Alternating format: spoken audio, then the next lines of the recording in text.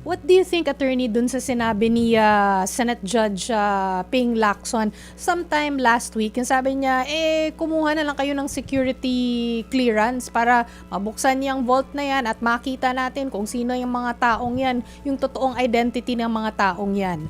He mentioned it in passing to the witness. Yes. Actually, reasonable observation. Tandaan mo, meron siyang very strong intelligence background. Kasi siya ay galing sa kapulisan, namuno rin yan. So, alam niya na meron talaga mga bagay na hindi mo pwede ilantad sa publiko. At kung sakaling ang lapitan ang pinuno ng COA at sabihin kung meron dokumento, pwede. Pwede nga nila siguro gawin yan ng executive session or kung sino lamang dapat makakita, di ba?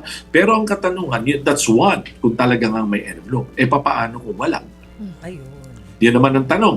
Di ba? It could cut both ways kasi, di ba? Yeah. So, yun yung potential consequences ng ganyan. But again, yung observation na ron is a reasonable observation. Last na, nahirit. Next week na makakausap natin si Atty. Tranquilon. Pero isa na lang, baka lang malito yung mga tao kung paano ba natin ipapaliwanag sa kanila yung tinatawag na importance ng proof of success doon sa paglalabas ng pondo.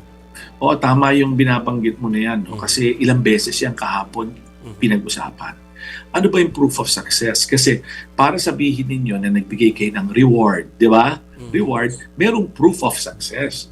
At yan, syempre, normally yan, kailangan mo ng accomplishment report. Yes. Kung paano, ano yung operations na ginawa, saan ginawa ito, ano ba yung objective nito, sino-sinong kasama, gaano karami, mga ganun ba? Yeah. Ano yun lahat yun ay pagpapatunay na merong proof of success at ano yung na-attain nila. Meron ba silang, kung may huhulihin, may nahuli ba? Meron ba na-protektahan? Meron bang napag-ingatan na, let's say for instance, huwag naman mangyari, no? There is a bomb threat na meron na ingatan or meron security intelligence information about, for instance, foreigners coming in and out of the country na unregulated. Yung mga ganun ba? Na napatunayan, yun ang hinahanap nila sa papel. So, kung hindi mo napakitin sa kanila, palagi ko sa audit, red flag yun.